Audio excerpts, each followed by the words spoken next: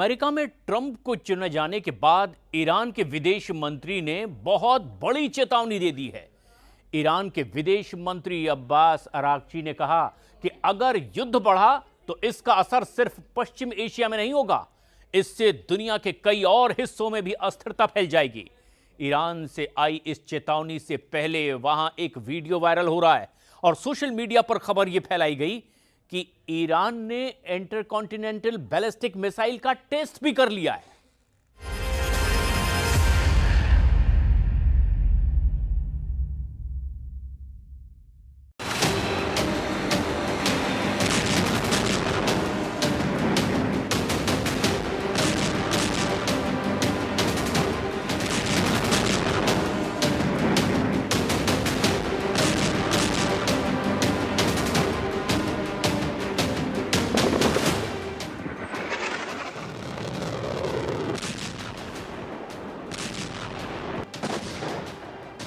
9/11 की रात को ईरान में दो चीजें ट्रेंड हुई और जो ट्रेंड हुआ उसे देखकर नेतन्याहू से ज्यादा अमेरिका के अगले राष्ट्रपति डोनाल्ड ट्रंप के होश उड़ गए। दोनों ने अपने मोबाइल फोन की स्क्रीन पर जो देखा वो वाकई हैरान करने वाला था।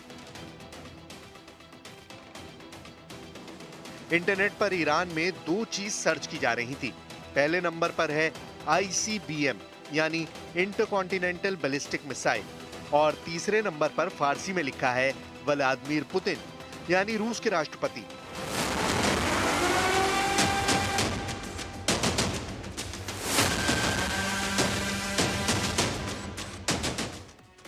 अब ईरान, ICBM और पुतिन इन तीनों का कोड समझने की जरूरत है।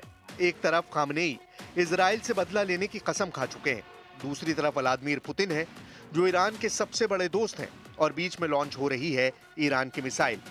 ईरान में क्या होने जा रहा है, क्योंकि वर्ल्ड वॉर वाले खतरे को लेकर एक वीडियो ट्रेंड कर रहा है। ये वीडियो देखिए। 9/11 यानी 8 और 9 नवंबर की रात को ईरान में ये तस्वीरें अचानक वायरल होने लगी। बताया गया कि उत्तरी ईरान के शाहरूद शहर में एक बड़े रॉकेट को लॉन्च होते हुए देखा गया है।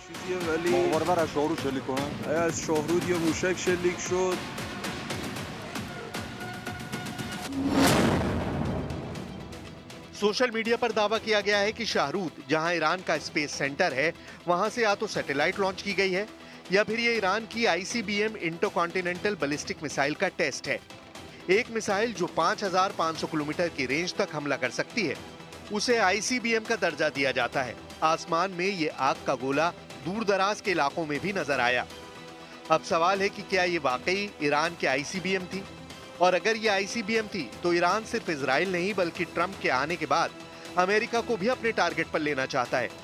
अगर ऐसा है और 9/11 को वाकई ICBM का टेस्ट हुआ है, तो क्या ईरान अब अमेरिका के खिलाफ 11/11 वाला प्लान तैयार कर चुका है?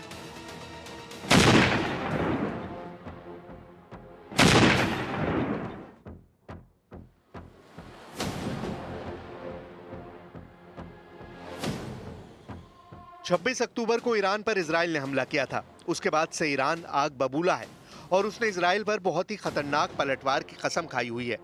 यानी इजराइल पर हमला किसी भी वक्त, किसी भी तारीख हो सकता है। 26 अक्टूबर के बाद और आज के हालात में बस इतना बदल गया है कि पहले ईरान के सामने नेतन्याहू के सबसे बड़े दोस्त बाइडेन खतरा नंबर 2 बने हुए थे।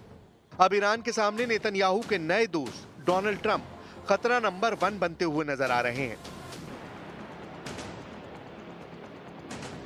ये बात ट्रंप बहुत अच्छी तरह जानते हैं कि वक्त गुजरने के साथ ईरान का बदले वाला मिजाज और खतरनाक होता जा रहा है। ईरान कह चुका है कि अमेरिका में राष्ट्रपति कोई भी बने, इससे उस पर कोई फर्क नहीं पड़ने वाला। انتخاب رئیس جمهور ایالات متحده خیلی ربط مشخصی به ما نداره. به هر حال سیاست‌های کلی آمریکا و سیاست‌های کلی نظام جمهوری اسلامی سیاست‌های ثابتی است. خیلی هم با افراد در واقع این موضوع جابجایی‌های سنگین و جدی نخواهد داشت. پیش‌بینی‌های لازم از قبل هم برنامه‌ریزی شده بود، اینکه در واقع تغییری در معیشت مردم به وجود نیاد از قبل پیش‌بینی‌های لازم انجام شده بود و عرض می‌کنم خیلی فرقی نمی‌کنه که چه کسی در ایالات متحده بخواد رئیس جمهور باشه. बात बहुत साफ है कि ईरान के सुप्रीम लीडर अली खामनेई का बदले वाला ऑर्डर बदला नहीं जाएगा। यही इजराइल के साथ अमेरिका का भी सबसे बड़ा खौफ है। 1 अक्टूबर 2024 को ईरान ने इजराइल पर 200 मिसाइल फायर की। 26 अक्टूबर 2024 को इजराइल ने ईरान पर जवाबी अटैक किया।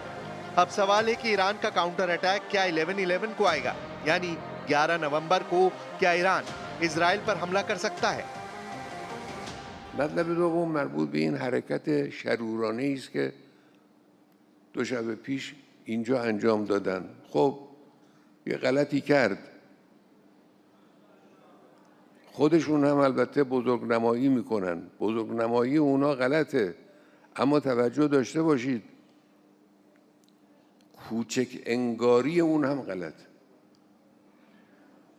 اینی که ما بگیم نه چیزی نبود، اهمیتی نداشت فلان.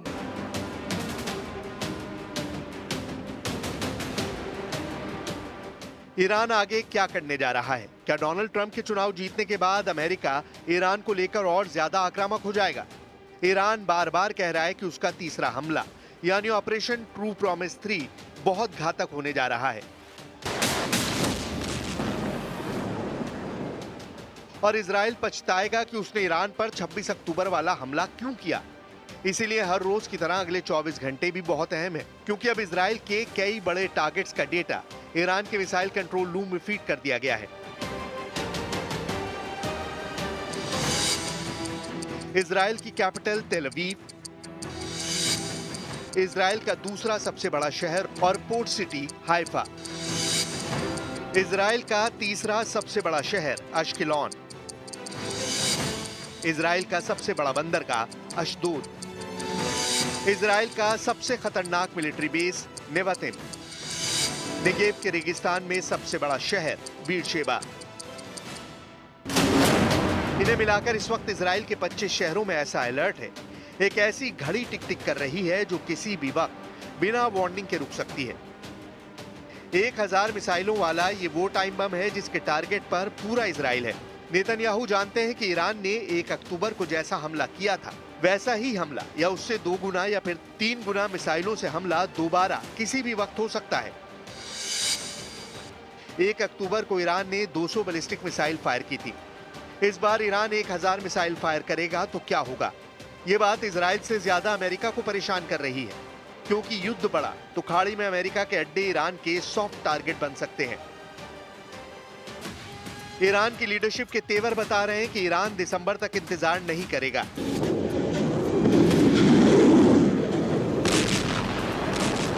लेकिन दूसरी तरफ यह भी साफ है कि इजराइल बहुत ज्यादा अलर्ट है और वो ईरान को अब मौका भी नहीं देगा। ट्रंप के चुनाव जीतने के बाद नेतन्याहू की खुशी का ठिकाना नहीं है।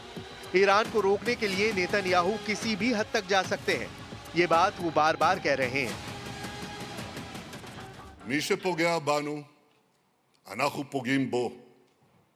זהו העיקרון שהנחה אותנו עד היום, וזה העיקרון שינחה אותנו גם בהמשך הדרך. התקיפה באיראן הייתה מדויקת ועוצמתית, והשיגה את כל מטרותיה. नेतन्याहू रोज अपने वॉर कैबिनेट से बात करते हैं, अपने एयर डिफेंस से लेकर मिसाइल डिफेंस वाले महकमे को अलर्ट करते हैं ताकि ईरान को काउंटर किया जा सके। ईरान अब तक 3 लेवल पर हमले का फैसला कर चुका है। पहला लेवल यानी सबसे बड़ा इशारा ईरान के सुप्रीम लीडर अली खामनेई से मिला। उन्होंने कह दिया कि 26 अक्टूबर को हुए हमले का जवाब जरूर दिया जाएगा। दूसरा लेवल यानी सरकार के स्तर पर ईरान के राष्ट्रपति मसूद पेजिशकियान ने कह दिया कि ईरान अब इजराइल से बदला जरूर लेगा। और तीसरा लेवल यानी ईरान की सेना, रेवोल्यूशनरी गार्ड्स के बड़े कमांडर हुसैन सलामी ने कह दिया है कि इजराइल को सजा जरूर मिलेगी। ईरान इसलिए आक्रामक है क्योंकि उसके पास इजराइल और अमेरिका के अड्डों पर हमला करने वाली तमाम मिसाइलें और ड्रोन मौजूद हैं। यही बात खामनेई और उनके कमांडरों को भरोसा देती है।